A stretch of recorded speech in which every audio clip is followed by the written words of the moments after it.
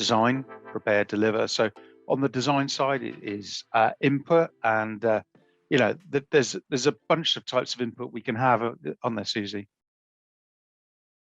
Yeah, so this is the thing, kind of going into Hypnotizer, it's not just a question of having one file that has to be rendered in a particular way in order for it to then go in and play back, which I know the servers have to have. With Hypnotizer, you can have live inputs, you can have media files, and there's a wide range of media files that we will accept in, and it transcodes it itself, so you don't need to worry, if you turn up to site and someone goes to you, I've got this file on this memory stick and I want it to play back. Most of the time that'll happily just go into Hypnotizer without any problems. We also accept NDI in. We have generators as well to self-generate content, and then of course Notch, which gives you all your kind of generative effects and other bits there.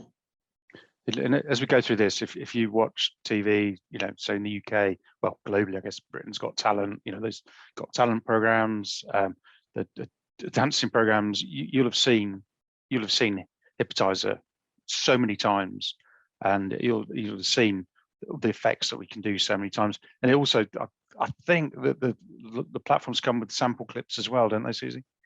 Yes, you get a bunch of stock content on your machine, which I'm sure you'll see in a little bit, and they all come on your machine. You can use them whenever you want, wherever you want, for free. But of course, you can also make your own content if you prefer. And then so that's how we get stuff in, and then we manipulate it using Zookeeper and some other applications that we'll talk about, and we manipulate the material to whatever we want to do. So either do something creative, or maybe take some of that existing footage and add filters, or change the color on it. We might warp the image. We might do an awful lot of stuff, and we'll look at that a little bit later. And then we get to the output side. So what we're going to output it to. There's a choice here, and we'll delve into this a little bit later in the session in loads more detail. Finally, control. We will talk about this a little bit later, but essentially that's the essence of a great media server, is being able to create creative content, but still be able to control it however you want to. And we got some really novel ways of controlling. Now, just to take that design, prepare, deliver message a little bit deeper, I've called up a couple of applications from our library. So this is an AMEX launch event.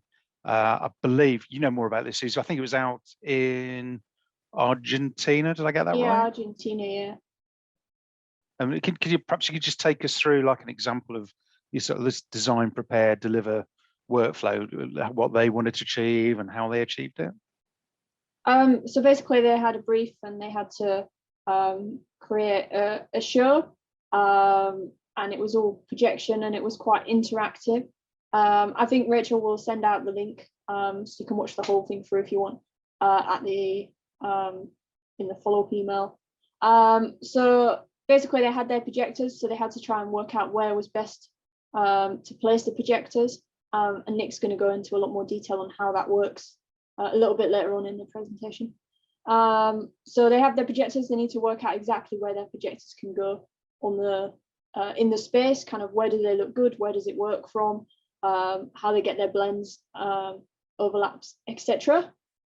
So that was kind of the design stage. Does it work? Can we do it like this? Yep. Then went into the prepare stage, so they programmed it all on the timeline.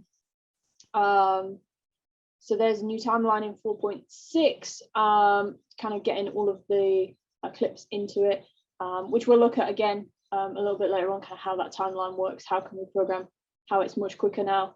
And you can see there's a visualizer there as well, so they could see exactly what they were doing. And then they presented the show, and it was actually a 35-minute show, which was all locked to time code. So basically, as soon as the audio people pressed go, everything would just then run exactly in time, in sync, and then the show was all choreographed around to the audio, so the video was always bang in time, exactly when it needed to be. Yeah, so since I've been working with Susie, I've learned so much about this. I was watching, there was a show, Pet Shop Boys from Opera House in London, and said to Susie, how come they got the curtain to come down when the music finishes time code? And so this is like a really cool way. And I guess Susie just push start and the show runs in sync, I guess, is how it works, is it? Yeah, so it's audio time code normally. If you ever listen to it, it makes a horrible squealy noise. But yeah, basically it will take the time from there, and then everything will just stay in sync with the time code. And it's really hard just to find a still that shows this. And this still we're using here, I mean, none of the stills that I've seen show exactly how amazing it is. At one point, they had a credit card floating. It looked like it was floating in space. So when we send that link out, make sure you have a look. It's a stunning show. The second example, and we could show you loads. So I was going to choose a couple because they have different facets. This one is one of your projects, isn't it, Nick? Yeah. I helped the guys remotely actually for this one. So yeah, and can you take us through the workflow? How did you come to working the way you did in this? Yeah, so their brief was more along the lines of they had multiple rooms at a university football stadium. So they needed to control their locker room. They needed to control the walk-in area. They needed to control the stairs that led out to the field, I believe. And they kind of all needed them to not necessarily play in sync, but be in a similar vibe, if that makes sense.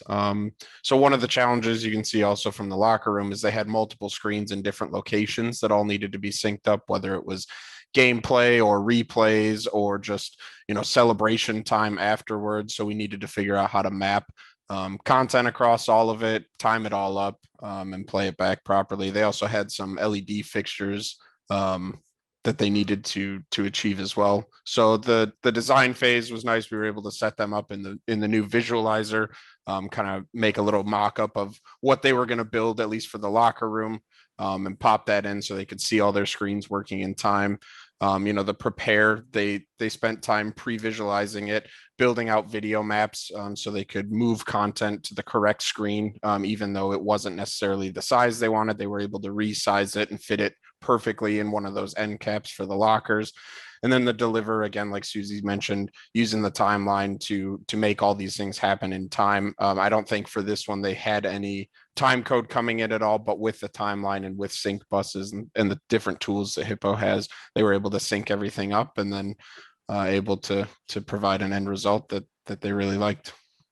And what was the control mechanism? Was it a control panel or was I it think something else? the end control was Crestron, and I think they were able to send TCP triggers to us as well to do that. And then they also were using some audio reactive stuff, so that was also one part of the control as well, using beat bridge and audio that they wanted to play for, like I said, their celebrations or maybe some warm up music or something like that, to get cool effects out of their content.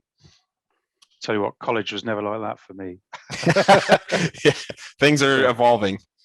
Yes, pretty cool. And Susie and Nick have talked about a live event, a live corporate event, and we talked about an install here. But you'll see, I mean, we're coming to a few slides here that are showing some of the applications. And what we're going to do is we're going to group it by output. So we're talking about LED walls. And I don't know about the world you live in at the moment, but LED and projection seems to be the way a majority of installations are going. We're going to talk about really large canvas projection. We're talking about lighting fixtures as well, multi-screen applications and projection mapping. What I'll do is I'll go through a few, and it'll give you a kind of a feel of the breadth of market application we can work in.